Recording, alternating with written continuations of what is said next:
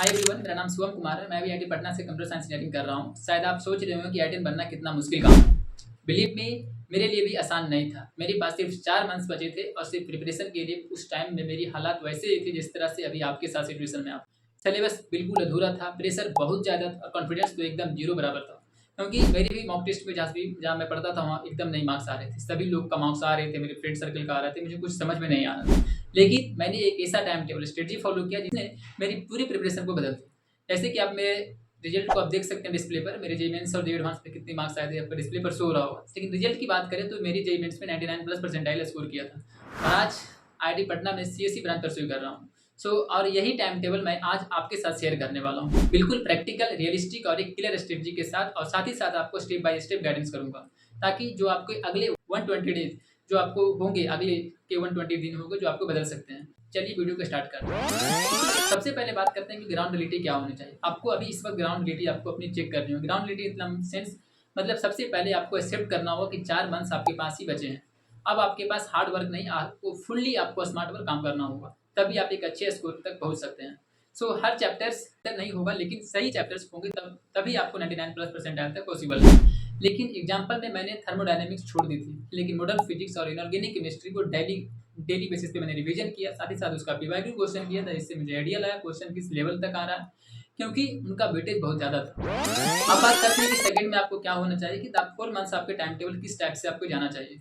Step month first में बात करते हैं कि रिवीजन प्लस सिलेक्शन। रिवीजन उसी चैप्टर का करना है जिस चैप्टर में आपका हाई प्रायोरिटी चैप्टर है, जैसा कि मैंने आपको दिया हुआ है। हाई प्रायोरिटी चैप्टर कब नहीं देखे तो आप देख सकते हैं। मॉर्निंग में 7 से 10 AM के बीच में फिजिक्स का प्लस साथ ही साथ आपको पीवाईक्यू लगाना है।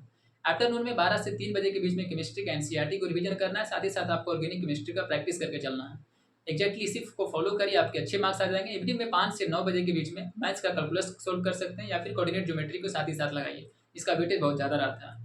नाइट में 10 से 11 बजे के बीच में आपको शॉर्ट नोट्स प्लस रिवीजन करना होगा। गोल आपको इस वक्त आपको लेकर चलना है कि 70% सिलेबस को रिवाइज करना है। साथ ही साथ आपको मार्क्स करना है हाई वेटेज टॉपिक्स को, जैसा कि मैंने आपको दिया था। इस वीडियो पे आ रहा है, अगर नहीं देखें इस वीडियो को जाकर देख सकते हैं। मंथ 2 में बात करते हैं, आपको डीप प्रैक्टिस करनी होगी। सेकंड मंथ में आपको डीप प्रैक्टिस करना है, वही उतना ही जितना ज़्यादा करिएगा उतना ज़्यादा आपके लिए बेनिफिट्स रहेगा। डेली 1 सब्जेक्ट को टेस्ट देना है 2 आवर्स में।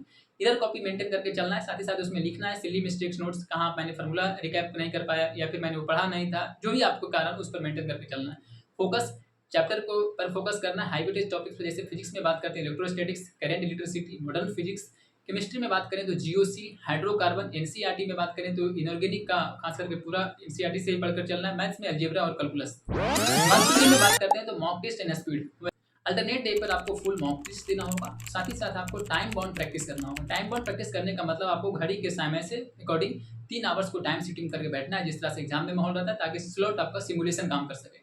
स्ट्रॉन्ग चैप्टर्स को पॉलिश करना होगा। और साथ ही साथ आपको मैंने पर्सनली एग्जाम स्लॉट के हिसाब से सुबह प्रैक्टिस किया था 9 से 12 और 3 से 6 बजे के बीच में, क्योंकि उसी टाइम में आपका एग्जाम भी उसी ड्यूरेशन में होता है। तो मंथ 4 में बात करते हैं आपकी क्या होना चाहिए। मंथ 4 में आपको फाइनल लैब होना चाहिए। Final lab in the sense मतलब डेली 2 मॉक टेस्ट देना होगा, एक मॉर्निंग में एक इवनिंग में, सेम स्लॉट में जिस तरह से स्लॉट्स में एक जेईई का एग्जाम होता है।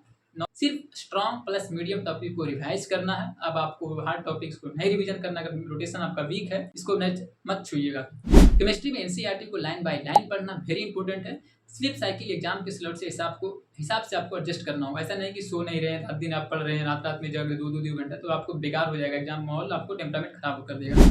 माइंडसेट आपका लाइफ स्टाइल क्या होना चाहिए। डिस्ट्रैक्शन कट करना सबसे जरूरी था। मैंने सोशल मीडिया को डिटॉक्स किया, इंस्टॉल किया, चाहे वो किसी भी टाइप ऑफ सोशल मीडिया हो, और जिस भी ग्रुप में मैं था सबको लीव कर दिया। डेली 15 मिनट्स वॉक करना है। वॉक करने के बाद फिर आप एक्सरसाइज कर सकते हो। लाइट फूड लेना है और साथ ही साथ आपको प्रॉपर स्लीप भी मेंटेन करके चलना है।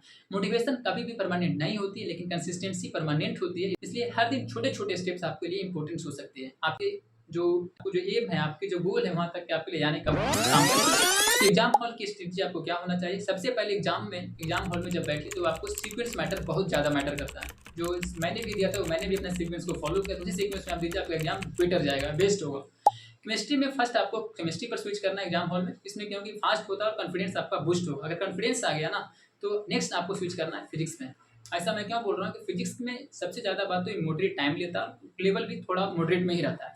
लास्ट में आपको मैथ्स पे जाना है, क्योंकि मैथ्स अभी लेंथी और बट स्कोरिंग होता है। रूल सिंपल था, टफ क्वेश्चन में मार्क्स एंड स्किप करो, लेकिन कभी 90 सेकंड से ज़्यादा अगर टाइम वेस्ट करना पड़े उसे लेट करो। तो दोस्तों ये था मेरा 4 मंथ्स का टाइम टेबल जिसने मुझे आईआईटी तक पहुंचाया। अगर आपके पास भी सिर्फ 120 दिन बचे हैं तो पैनिक मत करो, सही डायरेक्शन से कंसिस्टेंसी के साथ आप रखोगे तो आप बिल्कुल आईआईटी में जाना पॉसिबल है।